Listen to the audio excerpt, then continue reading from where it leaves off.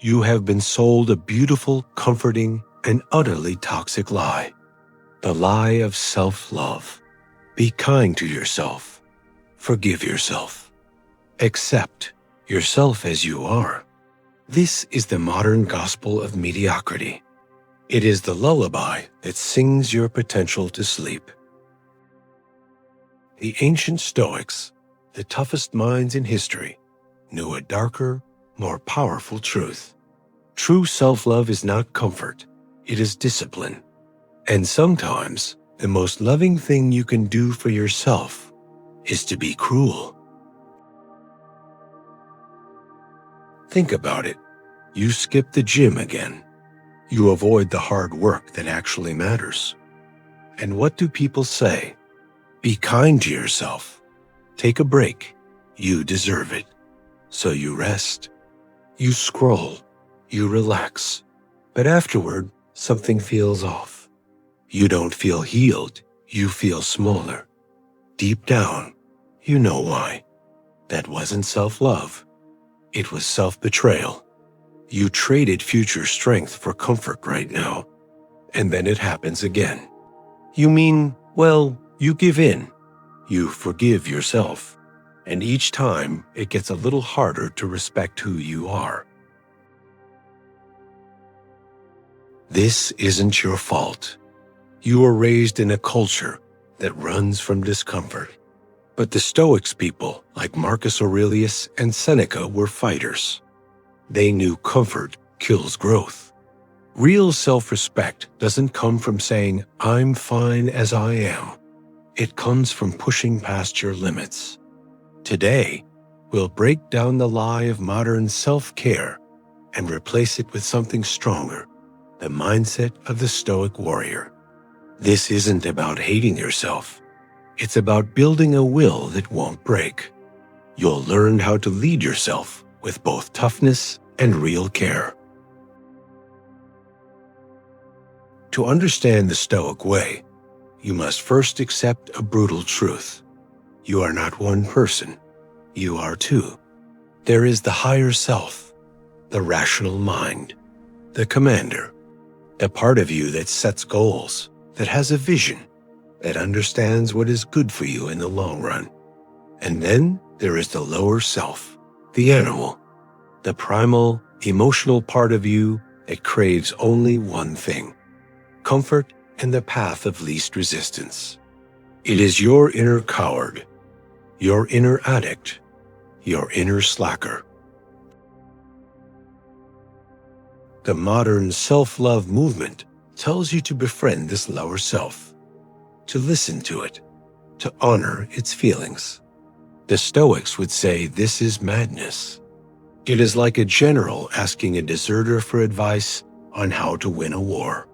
Your lower self is not your friend. It is your internal enemy. It is the saboteur within the gates. And your one and only job is not to understand it, but to conquer it. This war is the central struggle of a meaningful life. And it is a war you win not with kindness, but with strategy and ruthless discipline. This is the Stoic art of war against the self, fought on 3 fronts. The first principle is that discipline is the highest form of self-love. The culture tells you that loving yourself means giving yourself what you want in the moment. The cake, the extra hour of sleep, the mindless scrolling, this is not love. It is infantile indulgence. It is the act of a weak parent spoiling a child, and it creates a weak, spoiled, and resentful adult. True, mature self-love is not about what you want now. It is about what is best for the future you. It is the act of making a pact with the man or woman you want to become, and honoring that pact, especially when it hurts. Waking up at 5 a.m. when your warm bed is screaming, your name is not an act of self-punishment. It is an act of love for your future self, who will have a productive, victorious day. Pushing through the last painful rep at the gym is not masochism. It is an act of love for your future self, who will have a strong, resilient body. Saying no to the easy pleasure and doing the hard, focused work is not deprivation. It is an act of love for your future self, who will have a life of freedom and options, not regret.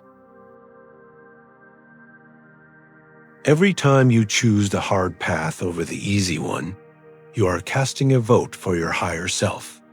You are sending a message to the deepest parts of your psyche. I am in command. My vision for the future is more important than my desire for comfort in the present. This is how you build self-respect, not by telling yourself affirmations in the mirror, but by proving to yourself, through action, that you are the kind of person who keeps their promises, especially the promises they make to themselves. Discipline is not something you have.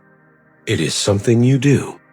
It is the daily, grinding, and ultimately glorious act of loving your future self more than you love your present weakness. First say to yourself what you would be, and then do what you have to do. Epictetus. The second principle is that your comfort zone is the enemy's territory. Your laziness, your procrastination, your desire for comfort, these are not parts of you to be accepted. They are enemies to be hunted and destroyed. You must learn to feel a profound visceral contempt for the weak, whining voice in your own head that begs for an easier path. That voice is not you. It is your inner saboteur. It is the traitor within your own kingdom, and it must be met with ruthless force. The modern warrior understands this. A man like Jocko Willink, a former Navy SEAL, has a simple mantra. When his alarm goes off at 4:30 a.m., and his mind says, "No, just a little longer," he has one response: good. He sees that resistance not as a reason to stop, but as an opportunity to attack his own weakness, an opportunity to win the first battle of the day. He understands that this inner voice is his enemy, and every time he defeats it, he becomes stronger. You must adopt this mindset. You must become a hunter of your own weakness. When you feel the urge to procrastinate, you do not accept that feeling. You attack it. You do the task for just 5 minutes with ferocious intensity to prove to that voice that it has no power. When you feel the desire to skip your workout, you do not forgive yourself. You put on your shoes and you go. Even if it's a bad workout, you go to show your inner enemy who is in command. This is not about being perfect. It is about being at war. You are teaching your own psyche that there is no negotiation with weakness. There is only victory or defeat, and you choose victory every single time. The third and most powerful principle is the embrace of voluntary hardship. This is the ultimate Stoic technology for forging an unbreakable mind. The culture tells you to seek comfort and avoid all pain. The Stoic warrior does the opposite. He actively seeks out controlled, voluntary discomfort. He takes cold showers. He fasts. He pushes his body to its limits. He deliberately reads difficult books. He engages in uncomfortable conversations. Why? He is not a masochist. He is a strategist. He is vaccinating himself against the inevitable involuntary hardships of life. A man who has willingly stood under a blast of icy water every morning does not panic when the office air conditioning breaks. A man who has willingly fasted for 24 hours does not lose his mind when his lunch plans are delayed. A man who has pushed his body to the point of exhaustion in the gym does not crumble when faced with a difficult, stressful project at work. As the philosopher Nassim Taleb would say, he is becoming antifragile. He is not just resilient to chaos. He benefits from it. He grows stronger through stress. By practicing voluntary hardship, you are teaching your mind and body a fundamental lesson. I can withstand this. I am stronger than my comfort. You are systematically raising your pain tolerance. And a man with a high pain tolerance is a man who cannot be easily controlled. He cannot be bribed with comfort. He cannot be threatened with discomfort. He is free. This is the ultimate cruelty to yourself. The cruelty of a master blacksmith who plunges the red-hot steel into cold water again and again. The process is violent. It is painful. But it is what transforms soft, useless iron into a hard, unbreakable blade. So you see the forbidden's code. Discipline is not punishment. It is the ultimate act of self-love for your future self. Your weakness is not a part of you to be accepted. It is an internal enemy to be conquered. And voluntary hardship is not masochism. It is a vaccine against the inevitable chaos of life. The modern self-love movement is the most sophisticated form of self-sabotage ever invented. It has given you 1,000 beautiful, comforting, and noble-sounding excuses to remain weak. It has taught you to be a compassionate friend to your own inner coward. The Stoic way is the direct opposite. It teaches you that to truly love yourself, you must first have a self that is worthy of love. And a self worthy of love is not found in comfort and acceptance. It is forged in the fires of discipline, self-overcoming, and a relentless war against your own lesser nature. So how do you begin this war? How do you transition from being a gentle friend to yourself to being a ruthless but effective commander? First, declare war on one front. You cannot fight all your weaknesses at once. A wise general concentrates his forces. For the next 30 days, declare a total, merciless war on one specific weakness. Is it hitting the snooze button? Is it mindless social media scrolling? Is it your addiction to sugar? Choose one. And for 30 days, your only mission in life is to destroy it. Track your victories. Forgive no failures. Be ruthless. After 30 days of victory on one front, you will have built the confidence and the momentum to attack the next. Second, write your code of laws and punishments. Do not rely on fleeting motivation. Rely on a system. Take a piece of paper and write down your non-negotiable laws for this 30-day war.